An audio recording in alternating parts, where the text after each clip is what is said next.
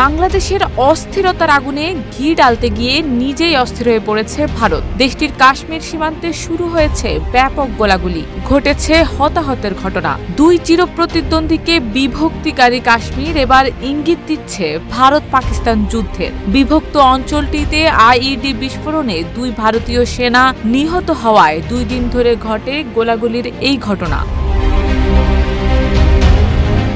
1947 সালে ব্রিটিশ ঔপনিবেশিক শাসনের অবসানের সময় উপমহাদেশ থেকে কাশ্মীর ভাগ হওয়ার পর থেকেই অঞ্চলটি নিয়ে উত্তেজনা চলছে। ভারত ও পাকিস্তান উভয় দেশই কাশ্মীরের পুরোপুরি নিয়ন্ত্রণ দাবি জানিয়ে আসছিল। হিমালয় অঞ্চলের নিয়ন্ত্রণ নিয়ে দুটি যুদ্ধ এবং অসংখ্যবার ছোট ছোট গোলাগুলি হয়েছে তাদের। নিউ অন ফুডি 150 টাকা ডিসকাউন্ট টু ওয়েলকাম ইউ। নাম প্রকাশে অনিচ্ছুক নিরাপত্তা সূত্রের বরাত দিয়ে পাকিস্তানের রাষ্ট্রীয় সম্প্রচার মাধ্যম পিটিভি জানিয়েছে, সম্প্রতি গোলাগুলির ঘটনায় 2 সেনা ও 2 বেসামরিক নাগরিক আহত হয়েছেন।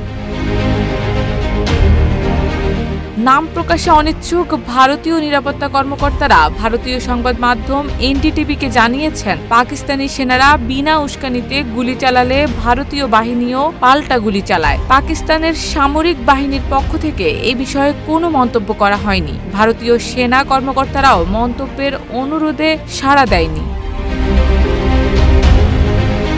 2003 সালে প্রতিবেশী দেশগুলোর মধ্যে সই হওয়া একটি সীমান্ত যুদ্ধবিরতি চুক্তি দীর্ঘদিন ধরে চলে আসছে। তবে উভয়ই মাঝে মাঝে একে অপরের বিরুদ্ধে চুক্তি লঙ্ঘনের অভিযোগ তোলে। সম্প্রতি ভারতীয় সেনাবাহিনী বলেছিল, তাদের সৈন্যরা কাশ্মীর সীমান্ত অতিক্রম করে ভারত নিয়ন্ত্রিত অঞ্চলে প্রবেশের চেষ্টাকালে 2 বিদ্রোহী যোদ্ধাকে হত্যা করেছে। স্বাধীনতা বা পাকিস্তানের সঙ্গে একীভূত হওয়ার দাবিতে মুসলিম সংখ্যাগরিষ্ঠ অঞ্চলটিতে বেশ কয়েকটি বিদ্রোহী গোষ্ঠী জন্ম নিয়েছে। তারা ভারতীয় বাহিনীর সঙ্গে লড়াই করছে। দীর্ঘ এই সংঘাতে কয়েক হাজার মানুষ নিহত হয়েছে, যাদের অধিকাংশই বেসামরিক নাগরিক।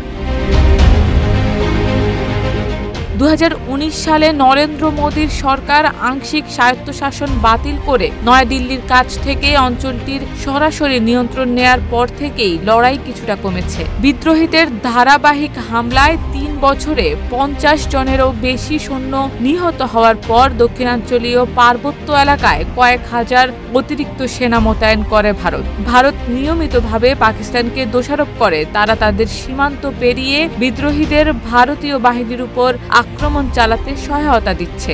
পাকিস্তান এই অভিযোগকে অস্বীকার করে বলেছে, তারা কেবল কাশ্মীরের আত্মনিয়ন্ত্রণের সংগ্রামকে সমর্থন জানিয়েছে।